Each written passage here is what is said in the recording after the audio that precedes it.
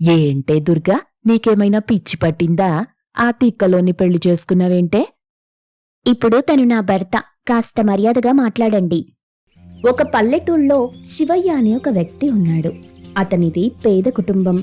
పైగా లోకం పోకడ తెలియని అమాయకుడు. ఎవరు ఏ పని చెప్పినా చేస్తుంటాడు. అతని అమాయకత్వాన్ని అలుసుగా చేసుకొని ఆ ఊరి వాళ్ళు ఆట పట్టిస్తూ నవ్వుకోవటం, పొలంలో పనులు చేయించుకోవటం, ఇంట్లో పనులు చేయించుకోవటం, డబ్బివ్వకుండా ఎగ్గొట్టడం చేస్తూ ఉండేవాళ్లు. శివయ్య పేరుకు అమాయకుడైనా ఎద్దులా కష్టం చేస్తాడు. తిండి కూడా అంతే తింటాడు. బుద్ధి తక్కువ అనే కాని మంచి బలశాలి. తల్లి పున్నమ్మకి కొడుకు గురించే బాధ. అయ్యా శివయ్య స్వామి, ఏంటయ్యా ఇది?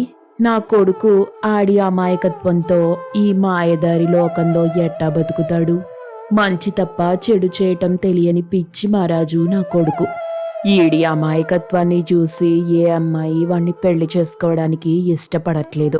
రేపు నేను పోయాక వీణ్ణి చూసుకునేదెవరు? నీ పేరే పెట్టుకున్నానయ్యా. ఆడి జీవితాన్ని ఏం చేస్తావో, ఎటు మలుపు తిప్పుతావో నీ ఇష్టం. కాని ఆడికొక తోడునియవయ్యా, నా బెంగ తీర్చవయ్యా. అదే ఊళ్ళో దుర్గా అనే అమ్మాయి ఉంటుంది. తనది కూడా పేద కుటుంబమే. తనకి కూడా పెళ్లి చేయడానికి ఇబ్బందులు పడుతుంటారు ఆమె తల్లిదండ్రులు. తన భార్యతో దుర్గా తండ్రి వీరాస్వామి, ఏంటో ఈ పేద బతుకు, ఈడొచ్చిన పిల్లకి పెళ్లి కూడా చెయ్యలేకపోతున్నాను. ఏం చేస్తావయ్యా, మన బతుకింతే. సావలేమో బతకలేమో, మధ్యలో కొట్టుమిట్టాడుతూ ఊగిసలాడుతుంటాం. తల్లి తండ్రి బాధని చూసిన దుర్గా, అమ్మా నాన్న, నేను శివయ్యని పెళ్లి చేసుకుంటాను. ఏంటమ్మా నువ్వు మాట్లాడేది? ఆ అమాయకుని చేసుకుంటావా? అవునమ్మా. ఆన్ని చేసుకుంటే నీ జీవితం ఏం బాగుపడుతుందమ్మా? జీవితాంతం పెళ్లి కాకుండా పుట్టింట్లో ఉండిపోవడం కంటే అదే మేలు కదా నాన్న. గుడ్డో మెల్లో ప్రతి ఆడదానికి ఒక తోడుండాలి. లేదంటే ఈ సమాజంలో అందరూ చులకనగా మాట్లాడతారు, వెకిలి చూపులు చూస్తారు. నీ మాటల వెనక అంతరార్థం నాకు అర్థమైందమ్మా. పోయి గుంతలో పడేయలేం కదా. అలా ఎందుకు అనుకుంటున్నావమ్మా? రేపటి రోజున నా జీవితమే బావుంటుందేమో ఎవరు చూడబోయారు? వీరాస్వామి నిర్లిప్తతగా నవ్వుతాడు. నువ్వు అనుకున్నది కలగానే మిగిలిపోతుంది తప్ప నువ్వు అనుకున్నట్టు జరగదమ్మా. లేదు నాన్న, నాకు నమ్మకముంది.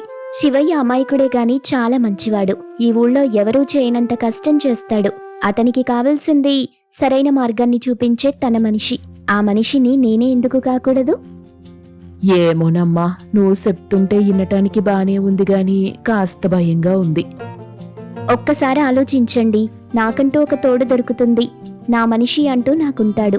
రోడ్డున పోతుంటే నన్ను చూసి వెకిలిగా నవ్వుతూ వెర్రి చూపులు చూసే మగాళ్ళకి నేను బుద్ధి చెప్పినట్టు అవుతుంది. ఈ పెళ్లి నాకు ఎంతో మేలు చేస్తుంది. సరేనమ్మా, రేపే వెళ్ళి సంబంధం మాట్లాడొస్తాం. సాంబమ్మ వీరస్వామి పున్నమ్మ ఇంటికి వచ్చి విషయం చెప్తారు. అది విన్న పున్నమ్మ సంతోషంతో ఎగిరి గంతేస్తుంది. దుర్గా శివయ్యకి పెళ్లి జరిపిస్తారు. అమాయకుడైన తన కొడుకుని పెళ్లి చేసుకున్నందుకు కోడలిపై పున్నమ్మకు ఎంతో ప్రేమ.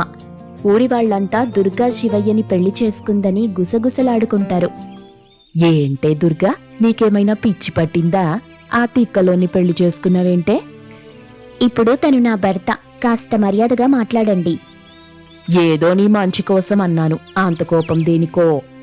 మీరు చేసిన మంచి చాలే. తినడానికి పుట్టింట్లో అత్తింట్లో ఠికానా లేదు.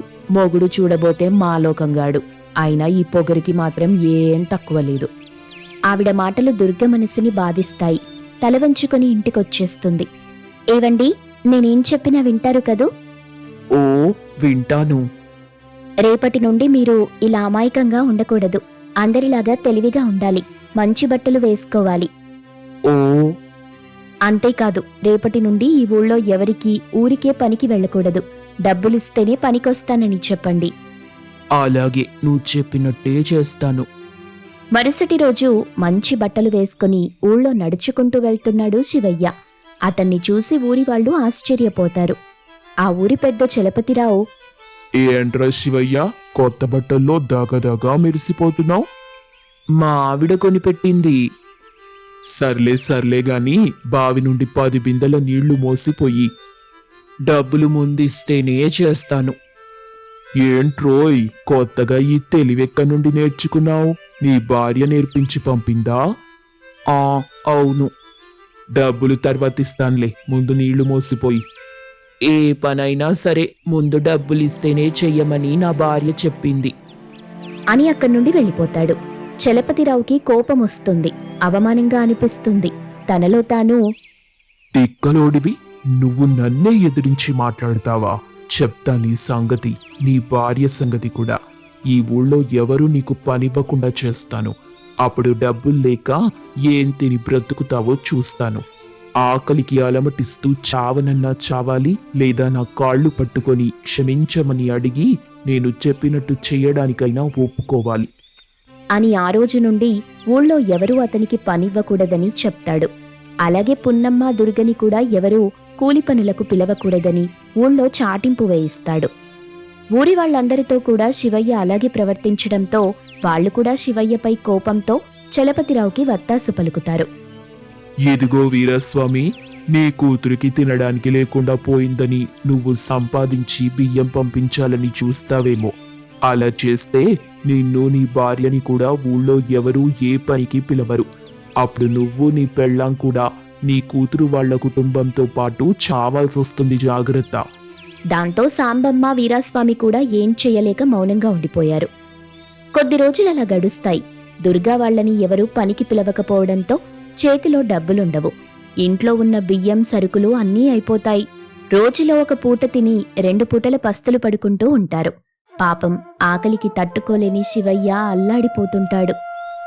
ఏంటమ్మా కోడలా, మనం ఒకటనుకుంటే ఇంకోలా జరిగింది. వెళ్ళి ఆ చలపతిరావుని క్షమించమని అడుగుదామమ్మా. మనకి ఏరే దారే లేదు. లేదత్తయ్యా, అలా చేస్తే జీవితాంతం మనల్ని పురుగుల్లా చిన్నచూపు చూస్తారు. ఇలాంటప్పుడే మనం వాళ్ళకి ఎదురు తిరిగి నిలబడాలి. కానీ ఎట్టాగమ్మా? ఆయనకి బుర్ర తక్కువే గాని బలం మాత్రం కొండంతుంది. గొడ్డు చాకిరీ చెయ్యగలడు. దాన్నుపయోగించుకొని మనం ఉపాధి చేసుకోవాలత్తయ్యా. మనకి పొలముంది కదా, మనమే సొంతంగా ఎందుకు పండించుకోకూడదు? అది మొత్తం రాళ్ల పొలమమ్మా. ఎక్కడో అడవి దగ్గరుంటుంది. అది దేనికి పనికిరాదు. నీళ్ల సౌకర్యం కూడా లేదు. దానిపై దమ్మిడి కూడా రాదు. అది నేను చూసుకుంటానత్తయ్యా, మీరు ఒప్పుకోండి చాలు. పెట్టుబడికి బోలెడంత డబ్బు కావాలి గదమ్మా. పెట్టుబడితో పని లేకుండా మనం పొలం పండించుకోవచ్చత్తయ్యా. అదెట్టగమ్మా? మనూళ్ళో ఆవులు, గేదెలు పొలం వెళ్లేటప్పుడు రోడ్డున పేడ వేస్తాయి కదా, వాటిని తెచ్చుకొని మనం ఎరువుగా వేసుకుందాం. ఊళ్ళో వాళ్ళు రోజూ ఇంట్లో వాడుకునే నీళ్ళని మన పొలానికి వెళ్లేలా కాలువ చేసుకుందాం. ఓ, ఆ పనైతే నేను చేస్తాను. మీకెంత పేడ కావాలన్నా మోసుకొస్తాను. ఎంత దూరం కావాలన్నా కాలువ తీస్తాను. ఆలోచన బానే ఉందమ్మా, కానీ విత్తనాలు కావాలి కదా. అత్తయ్యా, మనం కూరగాయలు తెచ్చినప్పుడు కుళ్ళిపోయిన వాటిని నేను పారేయకుండా ఎండబెట్టి దాచిపెట్టాను. వాటితో మనం కూరగాయల పంట వేసుకుందాం. 3 నెలల్లో పంట చేతికొస్తుంది. దాన్ని తీసుకుపోయి పట్నంలో అమ్ముకుందాం. నువ్వెంత ధైర్యంగా చెప్తున్నప్పుడు నేను మాత్రం ఎందుకమ్మా భయపడటం? ఏదైతే అదయింది, అట్టాగే చేద్దాం అని కోడలికి కొండంత ధైర్యాన్నిస్తుంది. వెంటనే పని మొదలెడతారు. శివయ్య రోడ్డున ఉన్న పేడ మోసుకొచ్చి పొలంలో వేస్తాడు. ఊరివాళ్లు వాడి వదిలేసిన కాలువ నీటిని కాలువలాగా చేసి తన పొలంలోకొచ్చేలా చేసుకుంటాడు. అత్త కోడళ్ళిద్దరూ కూరగాయల విత్తనాలు నాటుతారు. 3 నెలల్లో కూరగాయల పంట చేతికొస్తుంది. దాన్ని పట్నం తీసుకుపోయి అమ్ముకుంటారు. బోలెడన్ని డబ్బులొస్తాయి. ఆ డబ్బు చూసి పున్నమ్మ, శివయ్య, దుర్గ ఎంతో సంతోషిస్తారు. అది చూసి ఊరి వాళ్ళంతా ఆశ్చర్యపోతారు. వీరాస్వామి, సాంబమ్మ సంతోషిస్తారు. ఏటా పండితే ఎర్రోడు కూడా కాపురం చేస్తాడంట. అట్టాగే ఈ శివయ్య గాడి టైం బాగుందిరోయ్. అమాయకుడైన మనందరికంటే ఎక్కువ పండించాడు. అంతాడి భార్య తెలివేరా. అలా ఊరి వాళ్ళంతా గొప్పగా మాట్లాడుకున్నారు.